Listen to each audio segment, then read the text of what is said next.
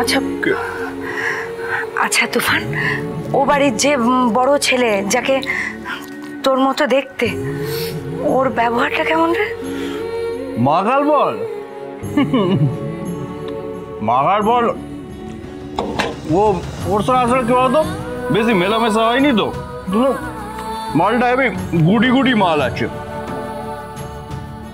বিদেশে পড়াশোনা করেছে, তারপর ভালো এখানে ব্যবসা ট্যাবসা সামলায়। ও আমার মতো এরকম লাফাঙ্গাবাজ বালপন্থী নয়, ভালো ছেলে আছে, গুটি গুটি। আর বউ, ওর বউ একদম, ওর বউ আছে? বউ আছে মানে ডেঞ্জার আছে, ডেঞ্জার। তো ভালো ভালো ভালো, কপালটা সত্যি। এই আর একটা কথা মনে পড়লো, ছুটকু আছি, ছুটকু, এই ছুটকু তো মনে পড়লো, আমাদের ছুটকু ময়ূরের প্যাকেটটা কই? ওইদিকে। হ্যাঁ, ওদের একটা ছুটকু আছে।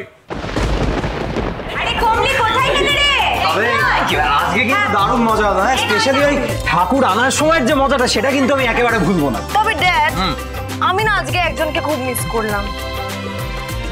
কে রে? তুফান দা।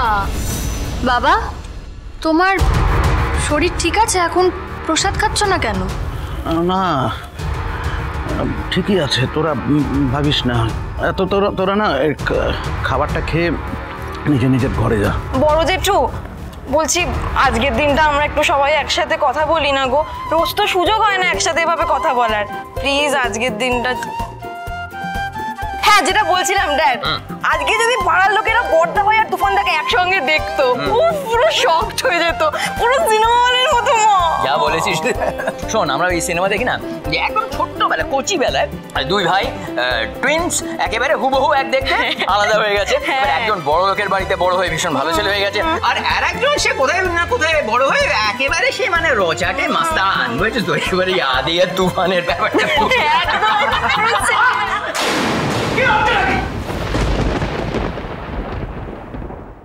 সব বিষয় একদম ভালো লাগে না আমার। মজা করছে, মজা। জীবনটা মজা নয়, বুঝতে পেরেছো? Life is a very serious matter. বাবা, তুমি হঠাৎ আমার রেগে গেলে কেন? কেউ কোনো কথাই শুনছে না, অদ্ভুত। বাবা তুমি প্লিজ এরকম উত্তেজিত হয়েও না, তোমার শরীর খারাপ করছিল একটু আগে।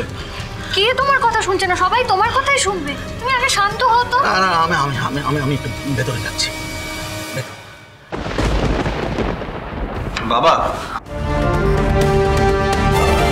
কি হলো বলতো? আমি কি বলেছি? আমি তো অত্যন্ত সাধারণ একটা মজার কথা বললাম, আর তাতে দাদা এইভাবে রিঅ্যাক্ট করলো কেন? বৌদিমণি, তুমি বলো না দাদামণির কি হয়েছে, তুমি তো জানো কিছু। জানি না ঠাকুরপো, আমি সত্যি কিছু জানি না। কদিন ধরে দেখছি কথায় কথায় ও ইরিটেটেড হয়ে যাচ্ছে।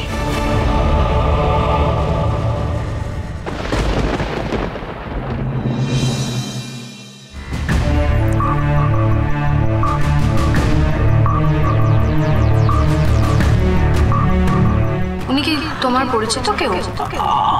না না, পরিচিত কেন হবে? আমি তো আজকেই ওনাকে দেখলাম।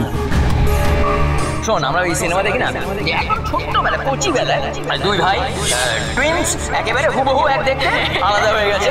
একজন বড় লোকের বাড়িতে বড় হয়ে ভীষণ ভালো ছেলে হয়ে গেছে, আর আরেকজন সে কোথায় না কোথায় বড় হয়ে একেবারে সে মানে রোচাটে মাস্তান, বুঝেছিস তো? একেবারে আদি আর তুফানের ব্যাপারটা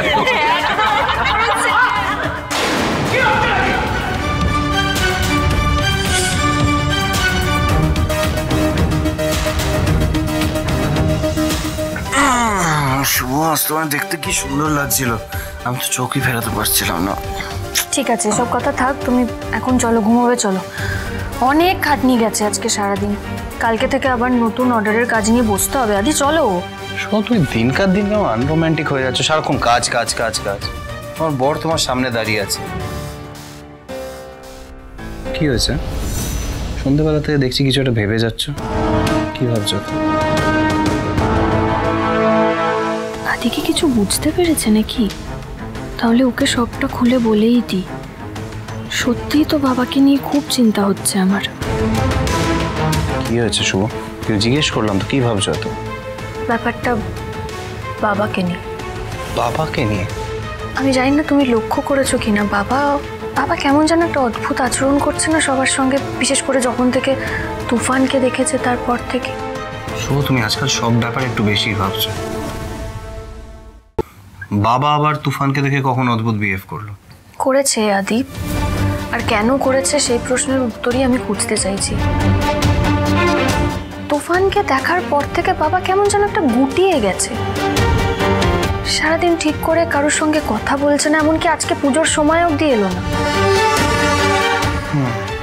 দেখেছি, কিন্তু শুভ ব্যাপারটা কি বলতো, দেখো তুফান হয়তো মন থেকে ভালো হতে পারে, কিন্তু বেসিক্যালিও একজন ক্রিমিনাল।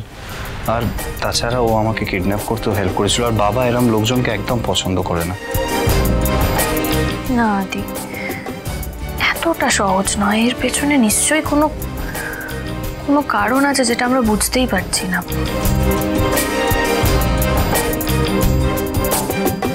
এর পেছনে আর অন্য কোনো কারণ নেই।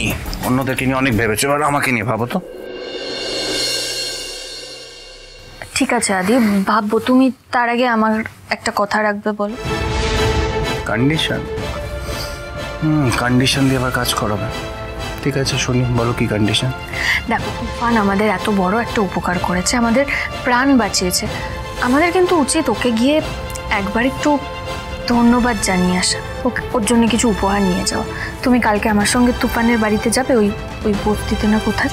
ঠিক আছে, কাল যাও। আমি ঠিক ভাবছি কিনা কে জানে। তুফানের বাড়ি গেলে কি কিছু জানা যাবে? মানে বাবার সাথে কি তুফানের কোনো সম্পর্ক আছে? পৃথিবীতে একরকম দেখতে অথচ সম্পর্কহীন দুটো লোক কি সত্যি হয়, নাকি আমি বড্ড বেশি ভাবছি? যাই হোক, নিজের মনকে শান্ত করতে হলেও আমাকে কাল তুফানের বাড়ি খুঁজতে ওই বস্তিতে যেতেই হবে। দরজাটা খোলো। কি হয়েছে? তোমাকে একজন ভদ্রলোক খুঁজছে। এই নাও, তোমার পছন্দের শরবত বানিয়ে নিয়ে এসেছি। কাকিমা, আমরা আসলে তুফানের সঙ্গে দেখা করতেই এসেছি। শুভ, আদি এখানে আমাকে দেখে ফেললে তো সর্বনাশ হয়ে যাবে।